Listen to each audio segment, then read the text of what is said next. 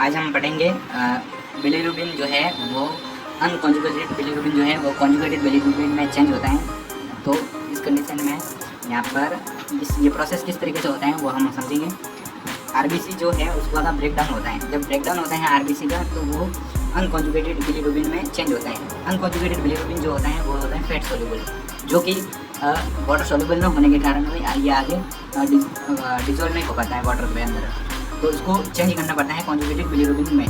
तो इसके लिए एक एंजाइम की रिक्वायरमेंट होती है, वो होती है UGT1A1 एंजाइम की, जिसका पूरा नाम होता है UDP ग्लूकोकोरियोनाइल ट्रांसफरेज एंजाइम। ट्रांसफरेज से स्पष्ट हो रहा है कि किसी चीज़ को दूसरे में कन्वर्ट करना, ठीक है। तो यहाँ पर जो एंजाइम जो होता है वो ग्लूकोकोरियोनिक ट्रांसफरेज एंजाइम अनकॉन्जुगेटेड बिलीरुबिन को कॉन्जुगेटेड बिलीरुबिन में ट्रांसफर करता है। कॉन्जुगेटेड जो बिलीरुबिन होता है वो वाटर सॉल्युबल होता है। अब ये कॉन्जुगेटेड बिलीरुबिन जो है ये बाइल में चेंज होके बाइल के साथ में स्टूल में के साथ में ये एक्सपेल आउट हो जाएगा, जिससे ये बॉडी से बाहर निकल जाएगा। तो अब इसमें हम समझते हैं कि जॉन्डिस किस तरीके से होगा। अगर बाई चांस हेमोलाइटिक जॉन्डिस जो है ये स्प्लीन में होती है, इसमें क्या होता है कि आरबीसी ब्रेकडाउन जो है वो सबसे ज़्यादा होने लग जाता है, जिसकी वजह से बिलीरुबिन जो अनकॉन्जुगेटेड बिलीरुबिन है उसका प्रोडक्शन सबसे ज़्यादा हो जाता है। लेकिन इसमें ये कंडीशन है कि जो ये अनकॉन्जुगेटेड बिलीरुबिन को कॉन्जुगेटेड बिलीरुबिन में चेंज करने वाला जो हार्मोन होता है, जो अभी हमने यहाँ पे पढ़ा ग्लूकोकोरियोनाइल ट्रांसफरेज एंजाइम, यहाँ पे नॉर्मल होता है। लेकिन एक गिलबर्ट जॉन्डिस में होता है ना, उसमें इसका जो लेवल है वो कहीं ना कहीं कम हो जाता है, 30% तक एज कम्पेयर टू इसके ये कम हो जाता है। तो इस कंडीशन में जब UGT1A1 एंजाइम इसमें नॉर्मल कंडीशन में होता है, लेकिन क्या होता है कि वर्कलोड सबसे ज़्यादा होने की वजह से पीछे अनकॉन्जुगेटेड बिलीरुबिन पीछे रह जाता है।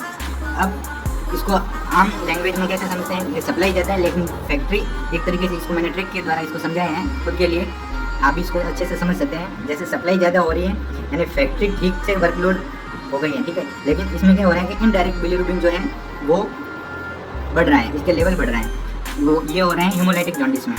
तो अल्टीमेटली इंपॉर्टेंट हमने क्या समझा कि इसमें एंजाइम जो डेफिशिएंसी है वो तो नहीं हो रही है, लेकिन आरबीसी का ब्रेकडाउन सबसे ज़्यादा हो रहा है। लेकिन इसका आरबीसी का ब्रेकडाउन अगर नॉर्मल रेंज में होता तो ये unconjugated bilirubin conjugated bilirubin change हो जाता है, लेकिन जितना होना चाहिए उससे कहीं होना ये अनकॉन्जुगेटेड बिलीरुबिन बन रहा है पीछे, तो जिसकी वजह से ये यहाँ पर हेमोलाइटिक जॉन्डिस हो रहा है। दूसरा है अपन पढ़ रहे हैं गिलबर्ट जॉन्डिस। गिलबर्ट जॉन्डिस में क्या हो रहा है कि आरबीसी का जो ब्रेकडाउन होता है वो नॉर्मल कंडीशन में हो रहा है, जो कि आरबीसी अनकॉन्जुगेटेड जो बिलीरुबिन है ना वो चेंज हो रहा है कॉन्जुगेटेड बिलीरुबिन।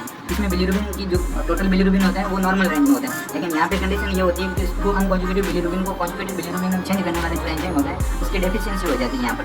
अब डेफिशिएंसी होने की वजह से इसको और आसान शब्दों में समझें तो इसको कैसे समझेंगे, जो फैक्ट्री है वो छोटी कैपेसिटी की होती है, जिसकी वजह से इसमें टाइम ज़्यादा लगने की वजह से ये इसमें कन्वर्ट नहीं हो पाता है। तो जिसकी वजह से इसका जो रॉ मटेरियल है उसको नॉर्मल होता है, लेकिन जो एंजाइम है उसका लेवल कम हो जाता है।